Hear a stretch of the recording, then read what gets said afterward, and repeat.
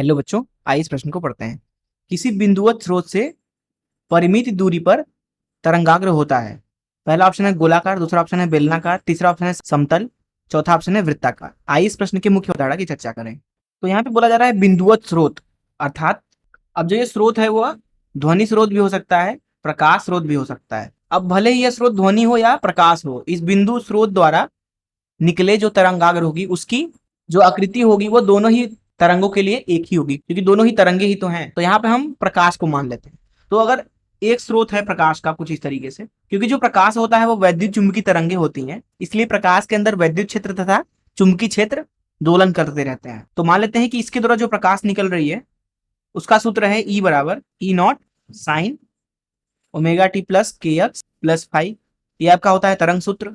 अब यहाँ पे जो स्रोत है वो एक बिंदु स्रोत है। अब हम मान लेते हैं कि यह जो वैद्युत क्षेत्र है अथवा विक्षोभ है इस स्रोत से निकली कुछ इस तरीके से। तो अगर हम बात करें टी समय बाद की, तो उस टी समय पे जो तरंग है उसकी कला को लिखा जा सकता है बराबर ओमेगा टी प्लस के एक्स प्लस फाइव। जो यहाँ पे एक्स है दरअसल टी समय के बाद उस विक्षोभ की स्रोत से दूरी है। तो ये हो गया निकले हुए तरंग के स्रोत का कला।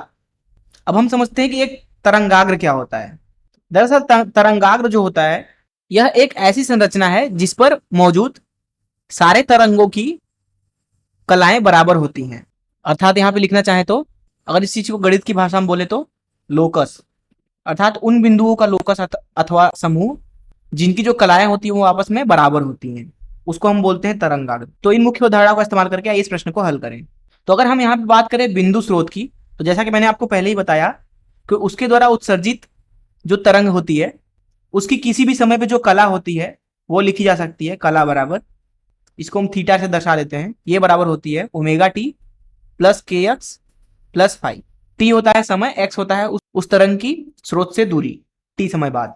तो अब यहाँ पे कहा जा रहा है कि जो तरंगाग्र है उसकी आकृति क्या होगी। तो जैसा कि मैंने आपको बताया मुख्य उदाहरण में कि जो तरंगाग्र होता है वो दरअसल समान कला वाले बिंदुओं का समूह होता है, अर्थात लोकस होता है। तो अगर हम यहाँ पे किसी भी समय के बारे में बात करें तो सारे बिंदुओं के लिए ओमेगा टी प्लस फाइव तो एक ही है, क्योंकि किसी एक विशेष समय के बारे में बात की जा रही है। अर्थात सभी तरंगों के लिए समय तो समान है, लेकिन उनके लिए के एक्स अलग अलग हो सकता है, क्योंकि एक्स जो होती है वो स्रोत से दूरी होती है। किंतु अगर बात करें तरंगाग्र की तो उस पर सभी बिंदुओं की जो कलाएं होती है वो बराबर होती है, जिसका मतलब है कि तरंगाग्र पर हर एक बिंदु के लिए स्रोत से एक्स का मान बराबर होना चाहिए तरंगाग्र के लिए, किसी भी एक बिंदु स्रोत के लिए। अब जो यहाँ पे हमारा स्रोत है वो कुछ इस तरीके से, अब बोला जा रहा है कि कोई भी एक तरंगाग्र इस बिंदु स्रोत से समान दूरी पर होगा, जिसका मतलब है कि जो तरंगाग्र की आकृति होगी वो वह गोलाकार होना चाहिए कुछ इस तरीके से, क्योंकि गोला ही एक ऐसी आकृति है जिसपे मौजूद सारे बिंदु स्रोत से समान दूरी पर होंगे। तो इस तरीके से हमने इस प्रश्न को हल कर लिया। आइए देखते हैं हमारा कौन सा ऑप्शन सही है। जैसा कि यहाँ पे आप देख सकते हैं जो हमारा पहला ऑप्शन है वही सही होगा,